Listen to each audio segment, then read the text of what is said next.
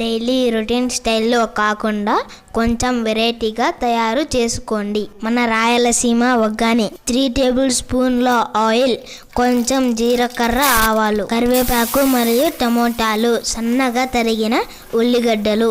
ఒక్కసారి ట్రై చేసి చూడండి, మంచి టేస్ట్ వస్తుంది. కాస్త ఉప్పును వేసి 5 నిమిషాల పాటు ఉడికించండి. ముందుగానే నానబెట్టిన చింతపండు రసాన్ని వేయండి. మంచి టేస్ట్ కోసం పచ్చిమిర్చిని మిక్సీ పట్టించండి.